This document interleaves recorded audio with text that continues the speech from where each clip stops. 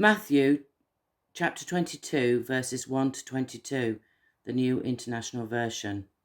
The parable of the wedding banquet. Jesus spoke to them again in parables, saying, "The kingdom of heaven is like the king who prepared a wedding banquet for his son. He sent his servants to those who had been invited to the banquet to tell them to come, but they refused to come. Then he sent some more servants and said, 'Tell those who have been invited that I have prepared my dinner. My oxen and fattened cattle have been butchered, and everything is ready. Come to the wedding banquet.' But they paid no attention and went off, one to his field, another to his business. The rest seized his servants, mistreated them, killed them, and the king was enraged. He sent his army and destroyed those murderers and burned their city. Then he said to his servants, 'The wedding banquet is ready, but those I invited did not deserve to come. So go out into the street corners and invite the banquet to anyone you find.'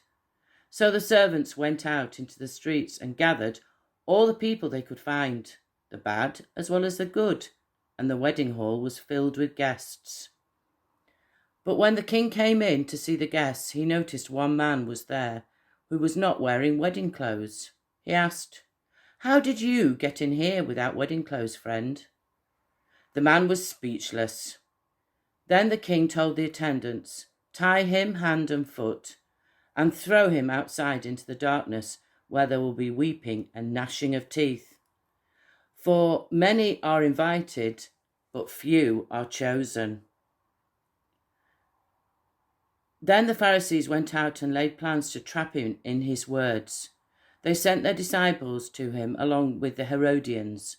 'Teacher,' they said, 'we know that you are a man of integrity and that you teach the way of God in accordance with the truth. Why aren't you swayed by others, because you pay no attention to who they are? Tell us then, what is your opinion? Is it right to pay the imperial tax to Caesar or not?' But Jesus, knowing their evil intent, said, 'You hypocrites! Why are you trying to trap me? Show me the coin used for paying the tax.' They brought him a denarius. He asked them, 'Whose image is this, and whose inscription?' 'Caesar's,' they replied. Then he said to them, 'So give back to Caesar what is Caesar's, and God what is God's.' When they heard this, they were amazed. So they left him and went away."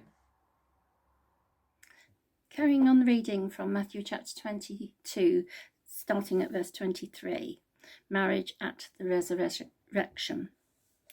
That same day, the Sadducees, who say that there is no resurrection, came to him with a question.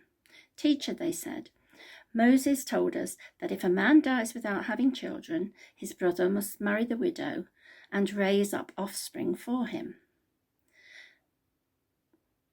Now there are 7 brothers among us.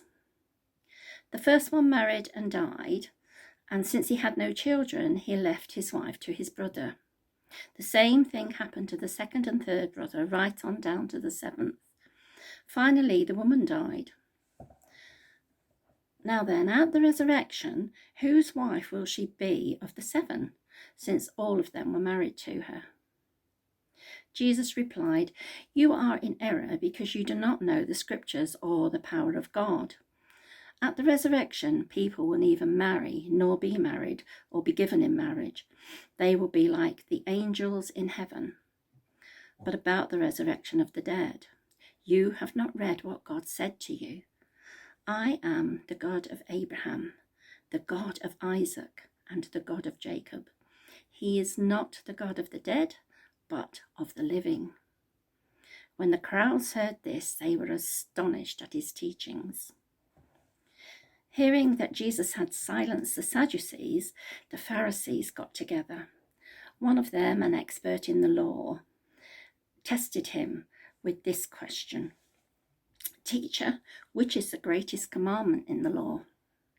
Jesus replied, "Love your God with all your heart and with all your soul and with all your mind. This is the first and greatest commandment. And the second is like it. Love your neighbour as yourself. All the law of the prophets hang on these two commandments. While the Pharisees were gathered together, Jesus asked them, "What do you think about the Messiah? Whose son is he?" "The son of David," they replied. He said to them, "How is it then that David, speaking by the Spirit, calls him Lord? For he says, 'The Lord said to my Lord, sit at my right hand until I put your enemies under your feet.' If then David calls him Lord, how can he be his son?" No one could say a word in reply, and from that day on, no one dared ask him any more questions. Matthew chapter 24, verse 1 to 14. Jesus left the temple and was walking away when his disciples came up to him to call his attention to its buildings. "Do you see all these things?" he asked. "Truly, I tell you, not one stone here will be left on another. Everyone will be thrown down." As Jesus was sitting on the Mount of Olives, his disciples came to him privately. "Tell us," they said, "when will this happen? And what will be the sign of your coming and the end of the age?" Jesus answered, "Watch out that no one deceives you. For many will come in my name, claiming I am the Messiah, and I will deceive you and will deceive you. You will hear of wars and rumours of wars, but see to it that you are not alarmed. Such things must happen, but the end is still to come. Nations will rise against nations, kingdoms against kingdoms.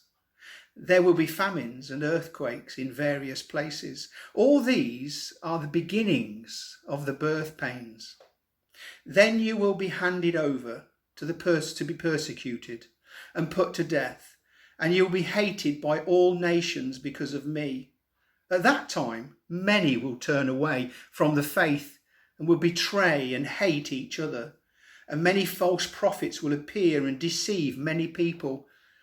Because of the increase of wickedness, the love of most will grow cold, but the one who stands firm to the end will be saved. And this gospel of the kingdom will be preached in the whole world as a testament to all nations, and then the end will come."